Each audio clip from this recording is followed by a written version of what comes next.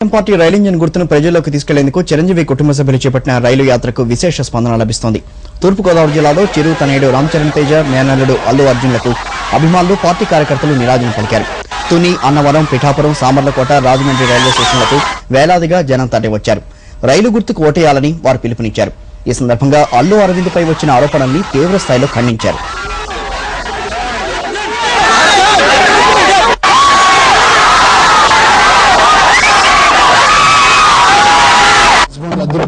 Super ఉంది, no doubt.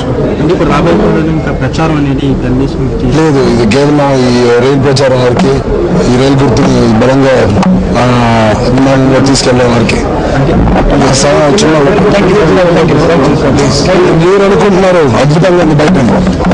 So అలాంటి ఒక మధ్యతరగతి కుటుంబం నుంచి మా ఫాదర్ వచ్చారు.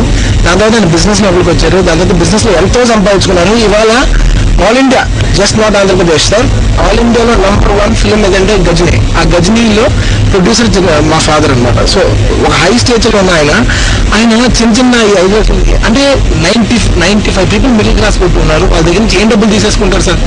ఎన్ని కోట్లు చేశారు మేడం? 8 లక్షలు. అలాంటి వాళ్ళ దగ్గర కూడా తీసుకోవాల్సిన అవసరం మాకు లేదు. మాకు డబ్బులే అనుకుంటే మాకు సినిమాలో చాలా ఉంది, మేము చాలా సంపాదించుకున్నాం, చాలా హాయిగా ఉన్నాం. ఇప్పుడు ప్రకటనలు.